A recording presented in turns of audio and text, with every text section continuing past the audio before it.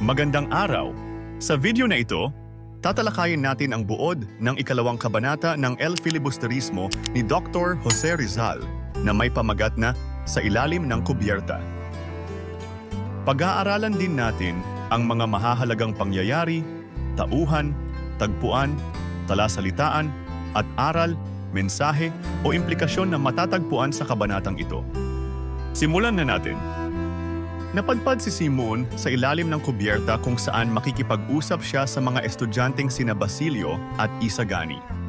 Sa kabila ng masikip na espasyo, pinag-uusapan ng mga pasahero ang iba't ibang bagay, tulad ng paaralang balak itatag ng mga estudyante, ang kasintahan ni Isagani na si Paulita Gomez, at ang kaugnayan ng pag-inom ng serbesa sa katamaran ng mga Pilipino.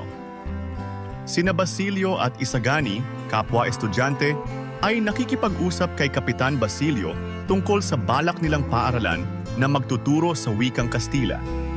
Hindi sumang-ayon si Kapitan Basilio sa ideya, ngunit tutol dito ang dalawang binata. Nagpasya silang pag-usapan si Paulita Gomez, ang maganda, mayaman, at edukadang pamangkin ni Doña Victorina na kasintahan ni Isagani.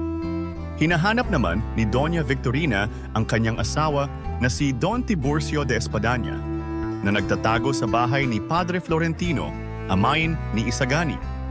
Dumating si Simon at kinausap ang magkaibigan at agad na ipinakilala ni Basilio si Isagani kay Simon.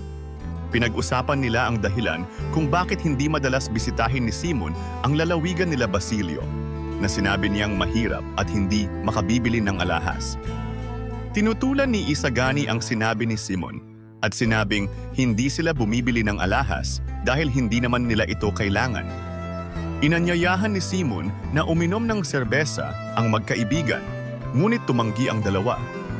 Binanggit ni Simon na sinabi raw ni Padre Camorra na tamad ang mga Pilipino dahil sa pag-inom ng tubig at hindi ng serbesa.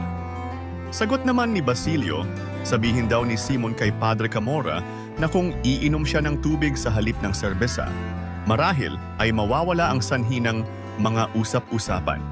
Nagdagdag pa si Isagani na ang tubig ay maaaring maging malawak na karagatan kapag pinainit ng apoy.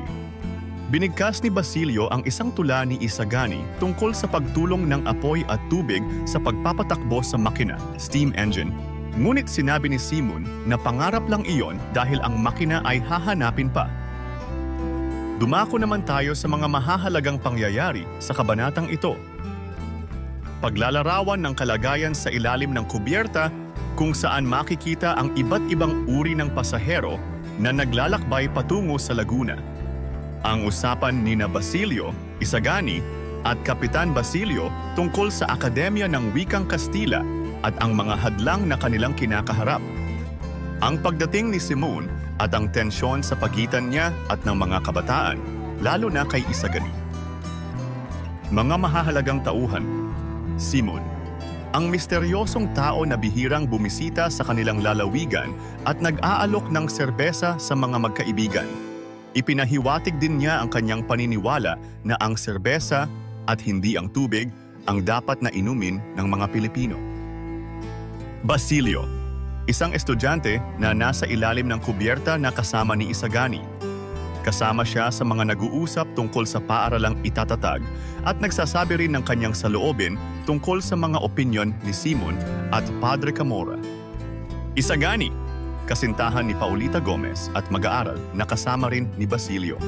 Pinakita niya ang kanyang hindi pagsang-ayon sa mga ideya ni Simon at ipinahiwatig ang kanyang malalim na pag-unawa sa halaga ng tubig at apoy sa mga tao at sa industriya. Kapitan Basilio, kasama nila sa kubyerta. Hindi siya sumang-ayon sa ideya ng pagtatag ng paaralan na magtuturo sa wikang Kastila. Paulita Gomez, kasintahan ni Isagani na maganda, mayaman at edukada. Doña Victorina, tiyahin ni Paulita Gomez na hinahanap ang kanyang asawa, Don Tiburcio de Espadaña. Asawa ni Doña Victorina na nagtatago, Padre Florentino. Amay ni Isagani at kasalukuyang kumukupkop sa asawa ni Doña Victorina, Padre Camorra. Isang pari na sinasabing nagsabi na ang mga Pilipino ay tamad dahil sa pag-inom ng tubig sa halip ng serbesa. Dumako naman tayo sa tagpuan ng kabanata. Ang tagpuan ng kabanata ay sa ilalim ng kubyerta ng Vapor Tabo, kung saan makikita ang mga pangkaraniwang pasahero at mag-aaral. Ngayon naman ay talakayin natin ang mga talasalitaan sa kabanatang ito. Tampipi, isang kahon na yari sa kawayan na karaniwang ginagamit sa paglalagay ng mga damit o ibang gamit.